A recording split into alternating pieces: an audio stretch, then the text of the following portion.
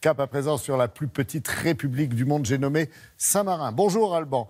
Ce confetti, pardonnez-moi l'expression, ce confetti italien est aussi le moins visité et pour cause. Peu de personnes savent le situer sur une carte.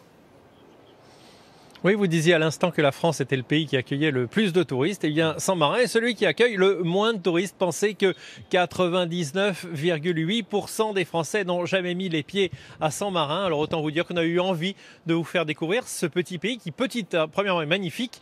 Deuxièmement, est la plus ancienne république au monde. Pourquoi il y a aussi peu de monde ?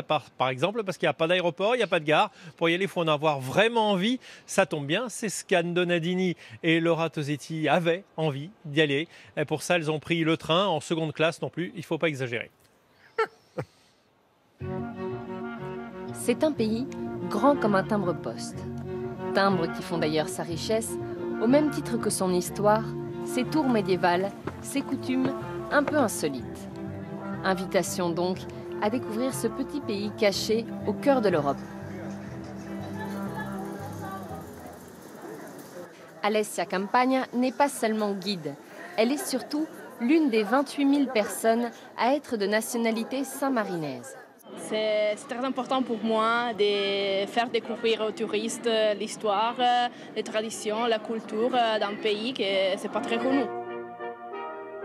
Comme chaque vrai pays, Saint-Marin a une fête nationale le 3 septembre. À cette occasion, les habitants, en costume d'époque, revivent ce jour où un tailleur de pierre a fondé la ville. Nous étions en 301, à la fin de l'Empire romain.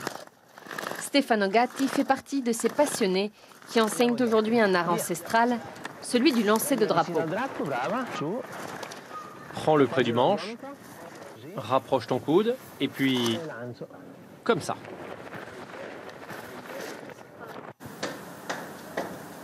En plus du lancer de drapeau, Saint-Marin a un sport national qui n'existe nulle part ailleurs. Ici, pas question de grands ponts et de ballons. Dès l'enfance, on apprend à manier des arbalètes de 15 kg et des flèches volant à plus de 200 km/h. Pour chaque mouvement qu'on fait, il faut être très précis. Si tu bouges à peine pour regarder où est ta flèche, tu fais ça et hop, tu as déjà raté ton tir. Il suffit que l'épaule bouge d'1 millimètre pour que ta flèche dévie de 7 cm à la cible. Mais des faits d'armes, Saint-Marin en a d'autres. C'est l'une des plus vieilles démocraties au monde. Depuis 1243, 2 chefs d'État se partagent le pouvoir pour 6 mois seulement. Élus parmi les citoyens saint-marinais, ils sont aussi bien boulangers qu'avocats et font tout ensemble. Il y a à cela une raison très précise et très démocratique. Nos chefs d'État sont 2, car ils ont un droit de veto l'un sur l'autre. Dans le passé comme aujourd'hui, les décisions doivent toujours être prises à 2. Et ils règnent 6 mois, parce qu'en 6 mois, on peut gouverner, oui, mais on ne peut pas usurper le pouvoir.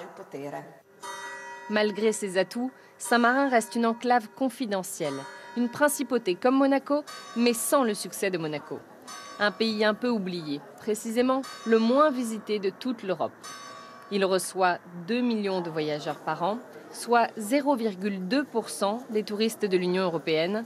En cause, l'absence de gares, d'aéroports, mais surtout de visibilité.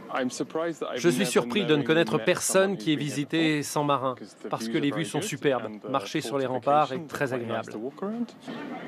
J'ai toujours entendu parler de cette ville à la télé.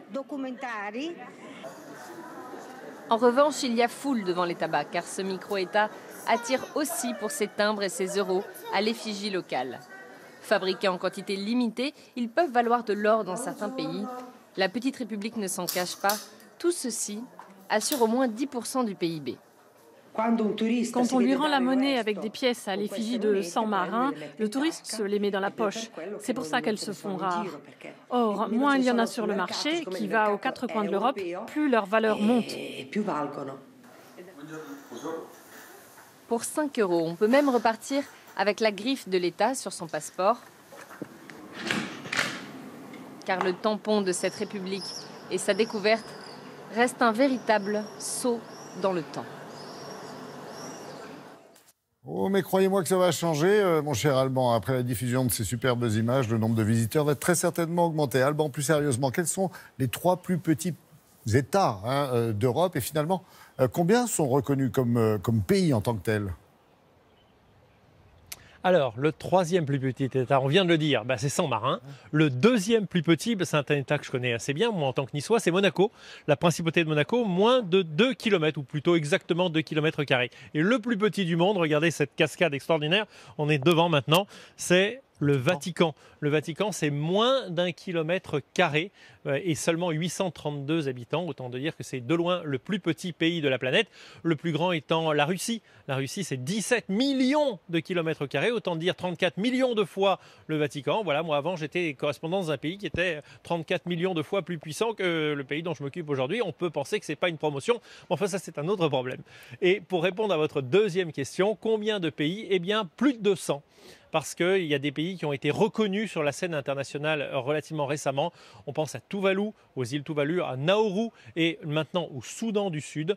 Au fur et à mesure des possibilités pour les peuples de prendre leur indépendance, il y a de nouveaux États qui se créent. Voilà pourquoi on en est aujourd'hui à un peu plus de 200 États reconnus à l'échelle de la planète.